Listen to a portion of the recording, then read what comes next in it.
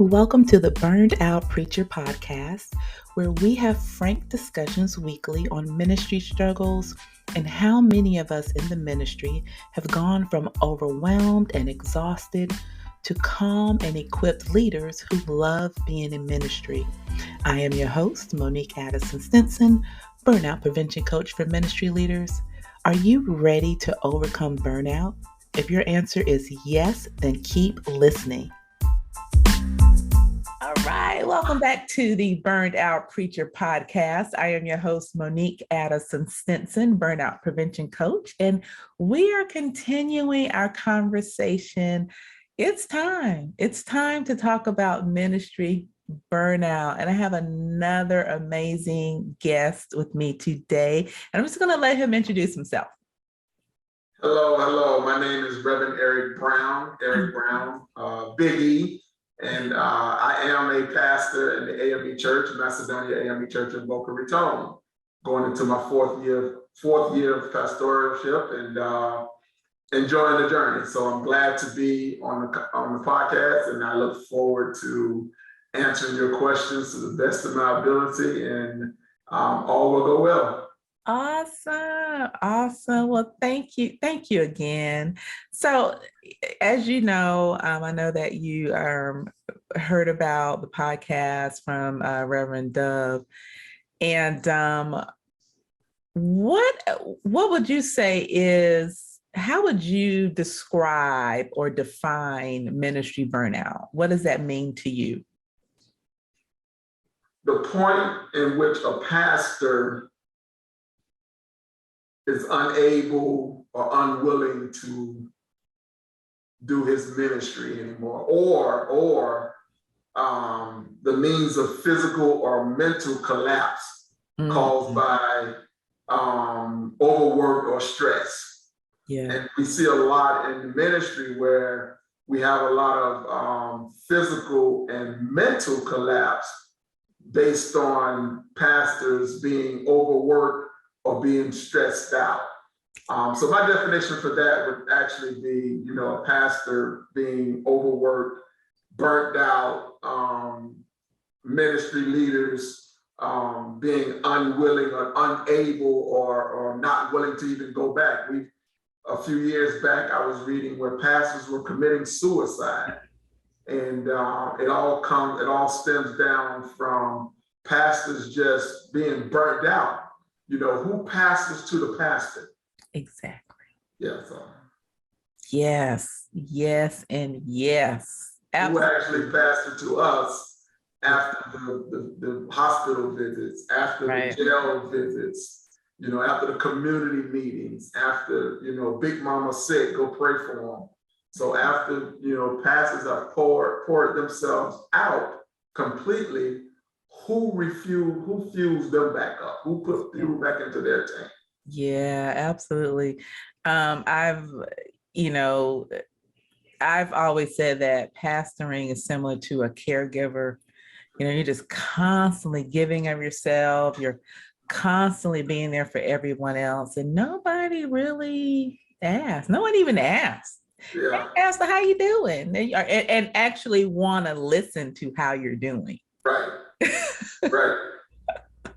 It's so sad. And I am hoping my prayers that this podcast, we're starting the conversation and that congregations will listen to it and start to at least check on their pastor and listen to their pastor and want to do better, be more active and take on more responsibilities in the church. And then also my prayer is that pastors will, especially as I work with pastors one-on-one, that they will start to do ministry differently, take some time off and be unapologetic about taking time off. Now, have you dealt with ministry burnout?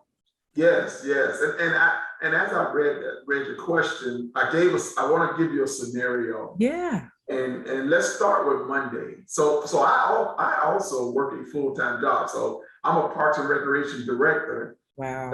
That's building, that's in the process of conducting $45 million worth of park and recreation facilities. But my dealing with, when I was called by God to get into the ministry, I was like, Isaiah, send me, I'll go. And I went not expecting what I actually got, myself signed up for, or not expecting what I signed myself up for. Right. So a scenario on how I experienced it. It started on a Monday. You go to work, you come home, someone called you because someone had been in the hospital. So you go to the hospital to visit them to make sure the family all right. Tuesday, someone's, now we haven't wrote a message yet, but someone's sick again, or someone is in trouble. Wednesday is the community meeting. You got to get off from work and you got to get to the community meeting because they want to see the pastors at the community meetings. And then Thursday, Friday, that kind of works itself out. So Saturday, you said, I have a message. I need to sit down and outline it. Well, someone from the church called. You got to go to the church because there was a leak in the roof or something happened.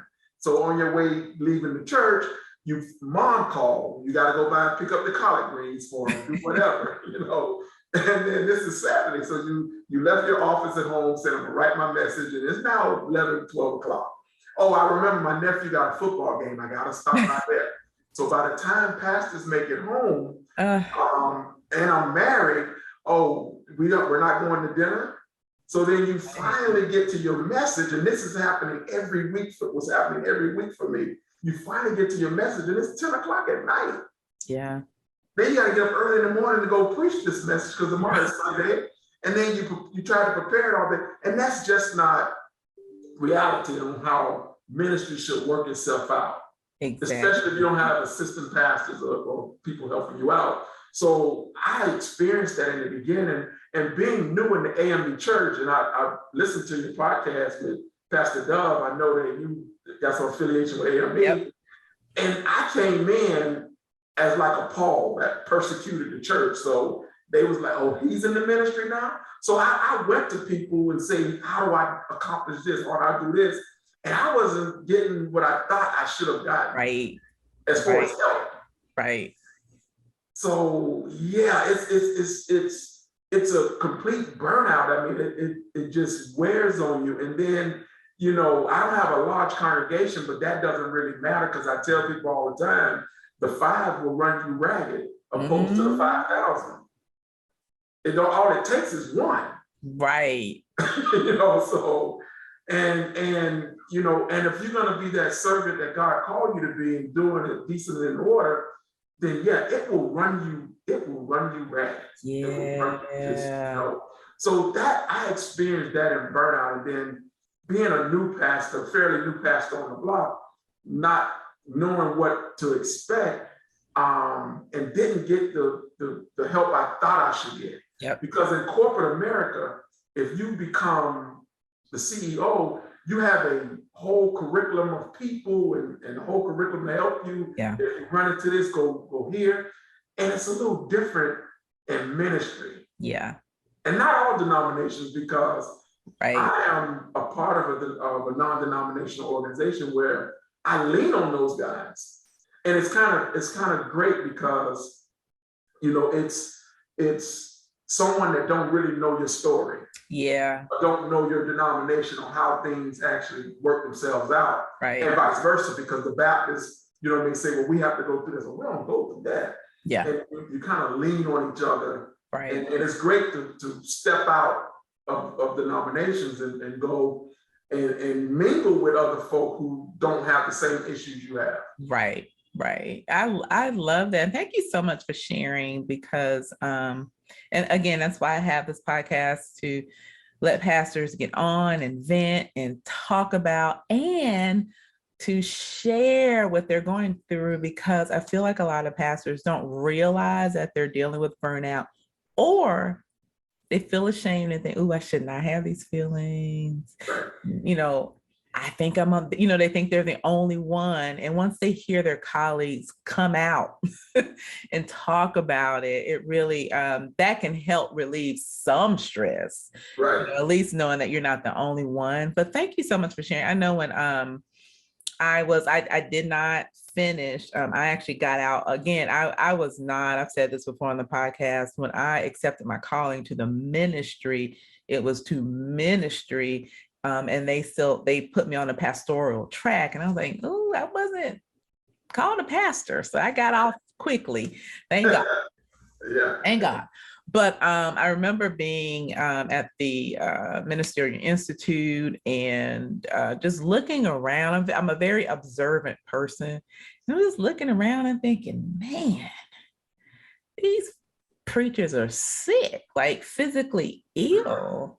A lot of them, if they didn't start out sick, they eventually developed, as they progressed in ministry, their health regressed, if you will. And I noticed that there just wasn't a lot of help. Like you said, when you're new in ministry or you're a new pastor, there isn't a lot of help for you. So you're just kind of thrown in there to figure it out. Make sure you have your budgets, but that's about it, Yeah. You figure it out, have your budget on time, and we're kind of done with you. And I just thought that was horrible. So I do want to talk about a little bit, do you feel like you've come out of that burnout phase? And if so, how did you come out? It's tough to come out of it when you have the passion for it. And I heard you tell your story about you weren't called to pastor. And I didn't feel I was called a pastor because I started out as an evangelist. So I went all over the country evangelizing. Yeah. And when I went to the AME church and talked to my presiding elder, I said, the discipline says that the bishop would give me a license to be an evangelist. And they laughed because there was no evangelist in our district or anywhere that we know of. So he said, well, you got to go to the board of examiners. I get to the board of examiners, you got to go to seminary. I'm actually finishing seminary next year. So wow. Yeah, congratulations. Yeah. So I am in seminary and I fought it. It's like, I'm not going to do that. I mean, I have my career. I was career driven for what I'm doing. I got to the top, to the peak of, my secular job. And I love it. I would, that was something that I would actually do for free. And ministry is just so different. If I can regress for 1 second, I asked my congregation last week, why did Moses have to spend 40 years in the wilderness? And sometimes congregations will put their pastors in the wilderness, and all God told them to do was spend 11 days on this project, and now it's 40 years later, and we still going in circles. So I asked the congregation last week, why did Moses have to spend 40 years? And I understand what Moses did, and we've all fallen short of the glory. We've all made some mistakes, but at the end of the day, why did he have to spend 40 years there and then end up not going into the promised land because he disobeyed God? I lost you. I lost your sound. Can you hear me? Yes, can you hear me? Barely. Okay, let me see what else. All right, can you hear me now? Barely. It sounds like, I'm not sure. It sounds like something cut off. And I wanted to hear that too. Is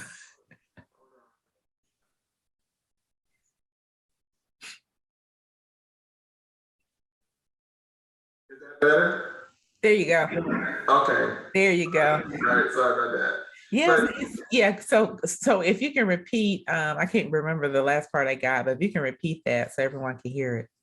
So I was saying, why did Moses have to spend 40 years in the wilderness? Right. Because at the end of the day, we know he had his faults as well, but he was dealing with a stiff-necked people.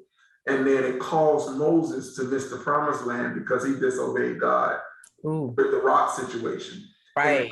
And you asked me a question, how, for me, I refuse to allow someone to take me where I'm going to miss the opportunity that God has for me because I'm going to be disobedient to God and do some things that's not contrary to the kingdom of God. I tell people all day, in the kingdom, you can't sing in the choir and commit adultery. Right. You can do it in the church. Right. You can't do it in the kingdom. Right. So I refuse to miss that. I refuse to go that route. Right. So what I went to the church with, and what I do is once a month I get away.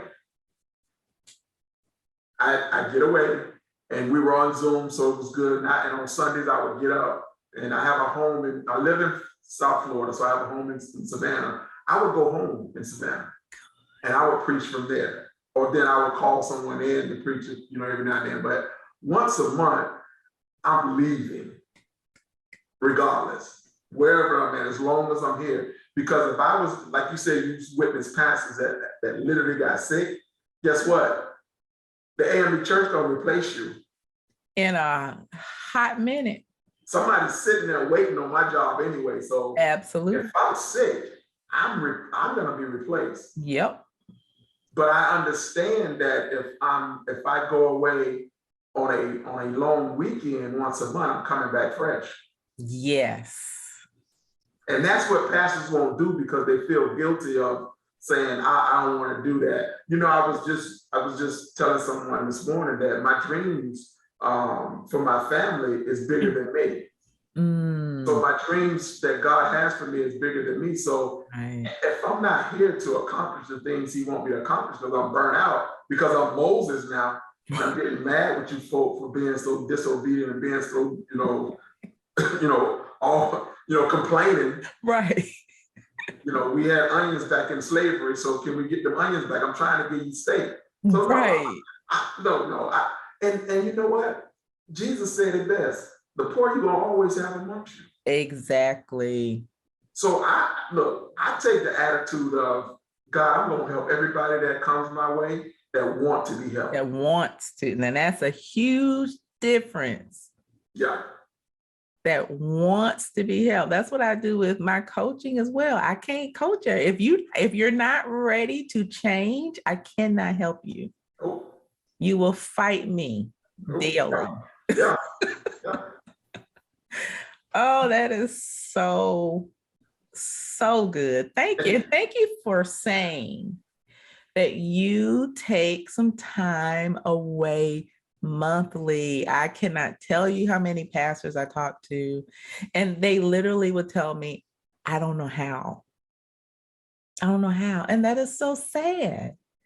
And I gotta say this. Pastors that I've come in contact with have put themselves in a position where they financially need the church. Yeah. And I'm not, I came into the church later than they did, and I had a regular job. I actually retired from my first job, and I'm on a second one, seeking a second pension. But I asked God, I said, God, if ministry is what you want me to do, can I have financial freedom where I do not have to depend on the church? Absolutely. So we have to pay the budget. There's a budget due right now. Yep. And if we have to pay the budget and the church doesn't have it, guess what? I don't have to get paid because pay the budget, and we'll still eat. Right. But what has happened with some of the sickness that I feel, and it's just me, pastors have to be here because this is their life, this is their financial engine. And they didn't position themselves. Some of them are not positioned where they can survive if the church doesn't pay them. That is so true. And you're the second. I had a podcast guest on earlier today, and she's bivocational as well. She's in AME church, and she has the same mindset that you have. And I'm noticing those pastors that are bivocational have that mindset, and you guys take time off when you need to, but those who depend on the church for their financial well-being, if you will, they're, like you said, they're a slave. Right. And in corporate America, as a director, we found that if we give staff monthly long weekends, they come back fresher and they can, get back into their job and say, you know what, I got a chance to get away from the hustle and bustle. And it's proven that they come back ready to work. Exactly. I just heard someone this morning say, man, I got a chance to get away. I'm ready. Today's Thursday. You're getting ready to get 2 more days off tomorrow. But guess what? They came back today saying, man, I'm so ready to work. I'm ready to roll and run. And the church needs to adopt that type of mentality. Yeah, so true. My corporate background is human resources, and you're absolutely correct.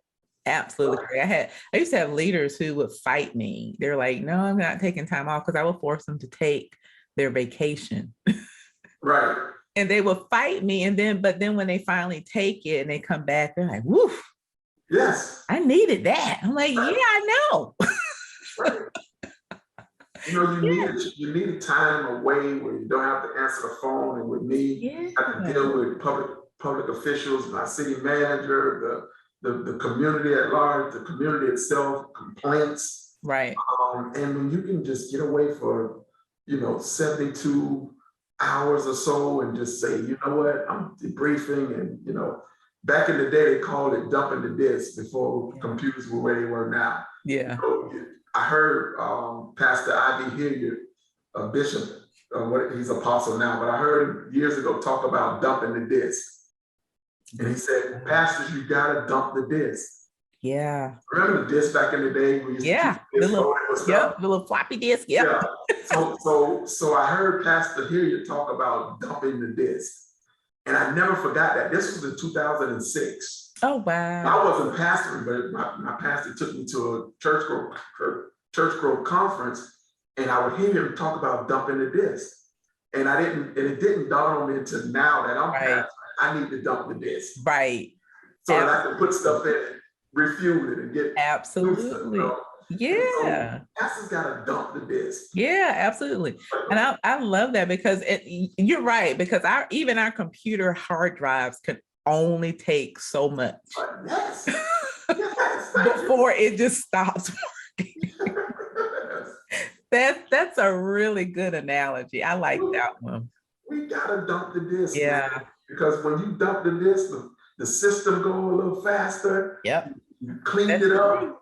Yeah. Clear the cache. Yeah.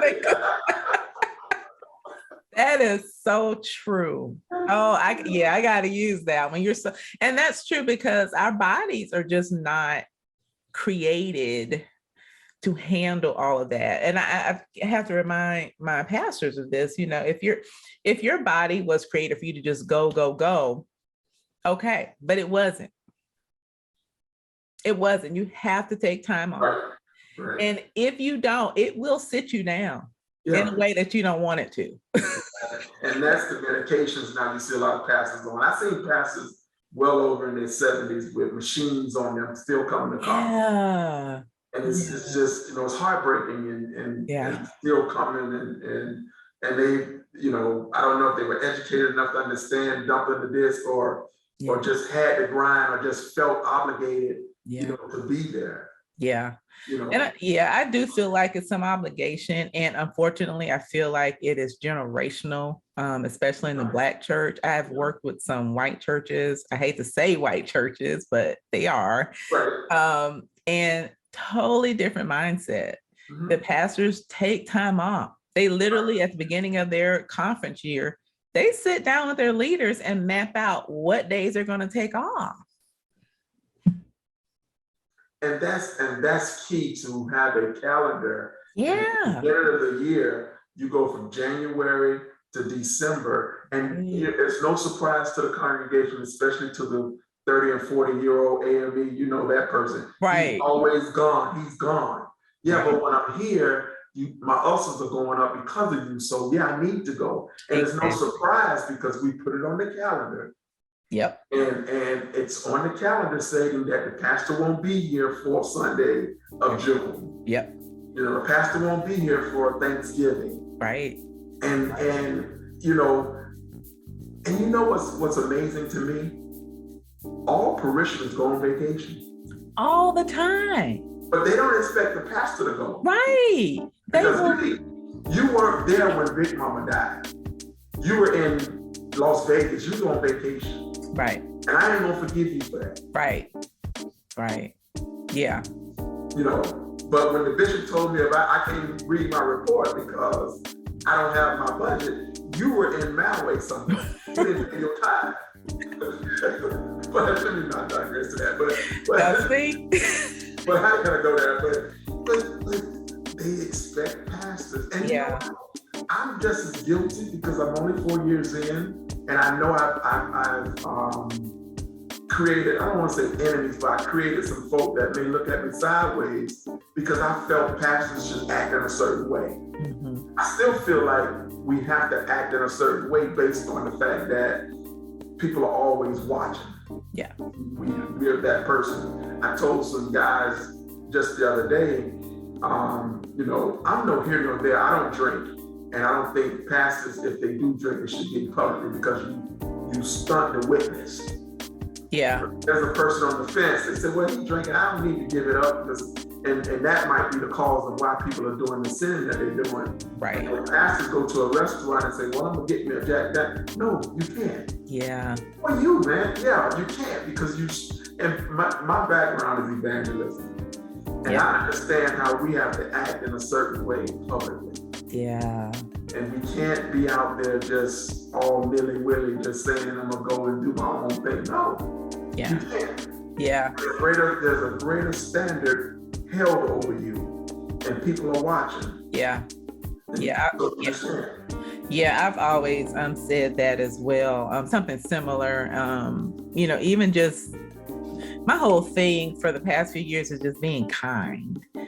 You know, when I go out, I'm always wearing a shirt that says something about kindness on it, just to remind people, because I feel like civility is just gone. I don't know. I don't know what happened, but I just kind of bring us back to being kind. And so I feel that same, especially with church. I've just encountered, now that I do burnout prevention work, I know a lot of it is people are just burned out. And so they lash out at people. They're just angry. They're just mean, a lot of them. So I definitely agree with that. You do need to act a certain way when you're out in public because somebody's watching you. all the time. Yeah. All And the time. and it's so funny. They know what you should be doing because And you know, years ago, you know, alcohol was my biggest, before I got into the church, I love my Hennessy. You know, God, you just came and messed all that up. I love my Heinekens. And there was this true AME person in the church. She was AME for real. yeah. And she was following me around in the grocery store. And I was going to the grocery store to buy a can of beer for a recipe. Wow. And the Holy Spirit was like, you can't buy that beer. And I'm gonna buy the beer. I know I ain't drinking it. And then God revealed to me that no, because it's not about you, but it's about your witness. Yeah. But she's gonna go back and say, I told y'all he still drink. Right. Right. I get home, my next door neighbor owns a convenience store and said, oh man, I'll get you a beer over here right now. I'm on the grill. I needed to sit a piece of chicken on the. Oh God, yeah. And he's, oh man, I got you. You see how God worked, and God showed, and I tell this all the time. God showed me, say, you would have stunt your witness based on the fact that we know you're not going to drink it, but perception is everything. Exactly. And you can't do it. Yeah, and people's perception is their reality. They don't care what you say. Right. They believe what their eyes saw. Yeah. Yeah. So true. So what other things do you do now to prevent burnout? So I know that you take some time off, but what are some other things that you do to prevent being burned out? Now, pray. No, but one of the things that I started doing was educating the congregation. See, you're the first one who said that. Okay, I'm gonna be quiet. Go ahead. I need you to, yeah. Okay, so what I've started doing was educating the congregation. So sometimes you have to get away from Jesus Christ, and not get away from Jesus Christ. Right, I know what you're saying. But sometimes you have to pull up statistics. You got to pull up what burns pastors out. You have to pull up data that says, if I continue to go at all cylinders, something's gonna blow, a gasket is gonna blow. Yep. So I found that now I'm educating folk who's been AME for all their lives, and they've only seen it one way. because there's a new wave of Christians coming on board who don't want to be in the church 24/7. Sure don't. You know, we had a service this past Sunday, and we ordered T-shirts that say the church has left the building. Yep. It was cool, and because you know every other month we do a backyard service where we actually preach from outside and barbecue, and it's not traditional. It's a DJ. It's not a choir. I love that. And that's a part of the education, because when folk can understand that you can still do ministry if you're giving somebody a bologna sandwich beside. Because, okay, let me just say this. If a man is hungry, you can say Jesus all day. Right. The bologna sandwich becomes Jesus. Yep. So once he's eating that sandwich, now he's more open to listen to what you have to say. Yeah. So one of the things I feel like is vitally important for pastors is to educate the congregation. You know, I hear people say all the time, you can't teach an old dog new tricks. Well, at the end of the day, they can learn. Yeah. They can learn. And I'm not trying to trick them. Right. And that's the problem. You guys want to teach them new tricks. New tricks, yeah. I just want to educate them. And you know, some of the simplest education we can use from that 50-year-old person that's been in AME for 50 years, you can just simply say, what kind of medication you on? What does the doctor tell you have to do in order to lower that pressure? Right. Right. So we have to educate the parishioners. Yeah. Yeah. On why it's important. Yeah. Without trying to trick them, no, bring the data out. All Bible studies don't have to be John 3:16. Absolutely. Y'all go for a walk as a group.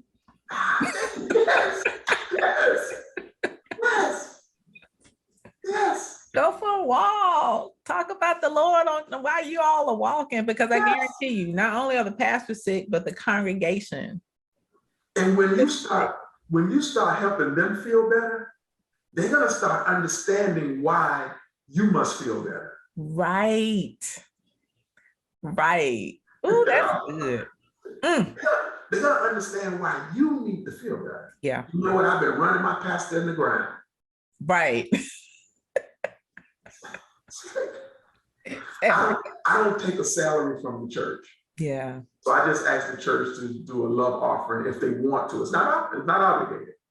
So I don't take a salary. So just. And you an A&B preacher? I am.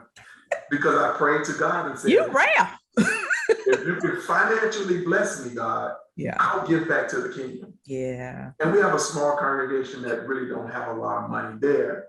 So I don't want to just kill the bank account. The church. Yeah, because y'all still have budgets. Yeah. And if you're gonna pay me and pay, you know, when pandemic hit, we didn't have a musician anymore, and we still don't have them, because guess what?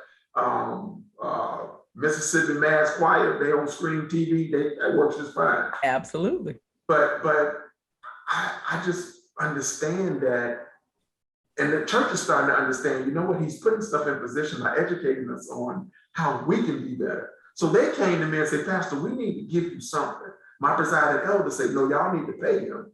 No, don't pay me, but if you want me to feel better, you know, Black folk love new suits and new dresses because it makes us feel good when we dress up. Buy a pastor a suit every now and then. Yeah. So they get it because that's what they've done. Yeah. And I'm grateful for that. Yeah, there's other ways to pay. Right. Oh yeah, right. That's awesome. Yeah. And the gift that keeps on giving is giving you some time. And that's the key right there. Right. That's the key right there. Just, you know what? We'll bring in a guest speaker, and you know, Pastor will be away, and Pastor love y'all, and he'll see y'all next week. Absolutely. Let you spend time with your family sometime. You know that, that's the gift that keeps on giving. I love that. Oh, I need to sit with that one. Hold on. that is really good. I love that. And so it sounds like you really do have a plan in place. And I love hearing, you know, that pastors hear from me all the time, but when they hear from their colleagues and what you are doing, it just really helps to see that there is another way. Yeah. There is another way. And especially, yeah, go ahead. Now you're in position, because I did my homework on you. So I dreamed about, and I told a little girl the other day, dream with your eyes open. Yeah. There should be a retreat for pastors. Yes. And you know what? God was pulling on me as like, but hear me out for a second. I know I've been digressed a whole bunch of times. Yeah. If we could have something, say at a resort, where the congregation paid for the pastors to get there, and they spend a weekend or 4 or 5 days there. Yeah. And then you have massages, you have meditation time, you have beach time, and then you have them send in a request on what they like. Yeah. And you have that there for them. Yeah. And I don't know if it was Joel Osteen or somebody years ago talked about doing something like that, but can you imagine if every year a bunch of pastors, all different denominations, color, creed, whatever, got together, and there was no Bible study, and it was how you doing, and I got your steak, I got your chicken or your fish, and you got your favorite meals, and your favorite downtime, a golf course, a basketball court, going sailing or whatever it is. Yeah. So that's something that I think will be beneficial for the kingdom. Yeah. Yeah. And it would send pastors back refreshed. Yeah. Because they have to be forced to come to something like that. So that's confirmation. I created my own. Yeah, that's perfect. That's perfect. That is confirmation. That's something that I had was thinking about doing right before the pandemic hit.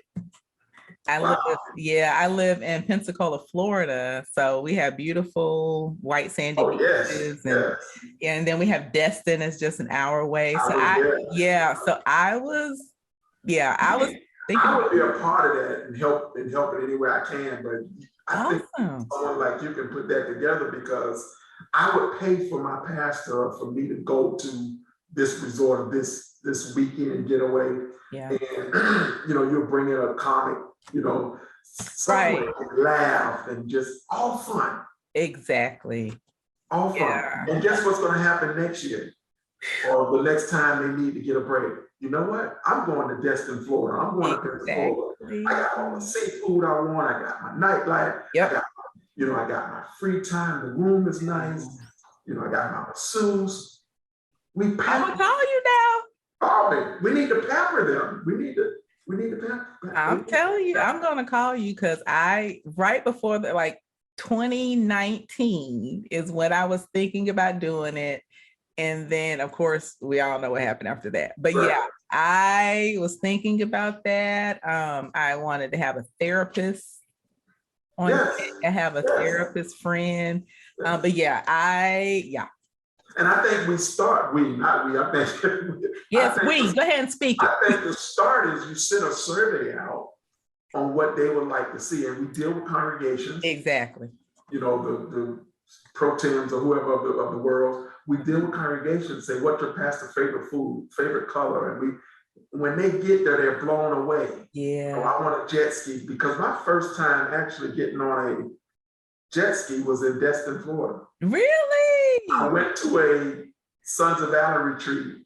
Yep. Years ago in Destin, and Pastor Lake and myself got on jet ski, and I've never been on one, but you know what? It was a Sons of Valor retreat, but that was the best fun I've had in a long time. Yeah, see? Because I was able to jet ski and the sandy white beaches. That night we went to the seafood restaurant, and oh my goodness. Yeah. Jumbo shrimp, and calling my wife, because it was a men's conference, like, right, you missing out. She's like, shut up. Yeah. But that's definitely something that needs to be on your radar, because it is. Because that's confirmation. We got to force them to live.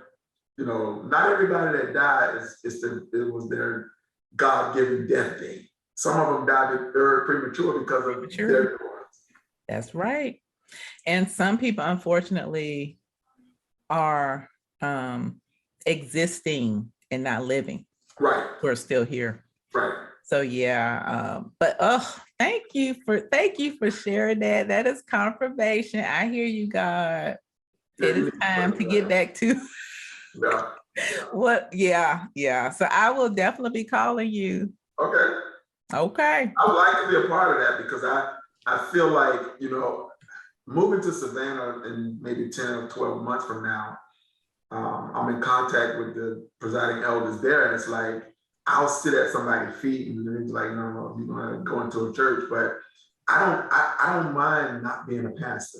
Yeah. Because I'm not hung on titles. I'm a Parks and Recreation Director in corporate America, and I have a staff of maybe 57 employees. But you know what? I put my jeans on. I go to the beach. I whatever they're doing, I'm gonna do. So titles don't move me. Yeah, same with me. So at the end of the day, I'll be that person that would actually see about the pastors to make sure that they're where they need to be. Because I'm not burnt, I was burning myself out, and I said, you know what? And monthly, I'm getting away, and that helps me. And I love the 6.5-hour drive that I take every month. Yeah. Because it's serene for me. And then when I get to my place, I just love the quietness because it's like a wooded area a little bit. But pastors need to experience that, especially those who are truly burnt out. Yes. Thank you so much for sharing that. And thank you for volunteering for our pastors retreat that we're going to schedule. Okay. We're going to plan a schedule. So thank you so much. I have really enjoyed this. I feel like you have helped a lot of your colleagues. Again, hearing from someone who is a pastor that you are taking some time off. Definitely.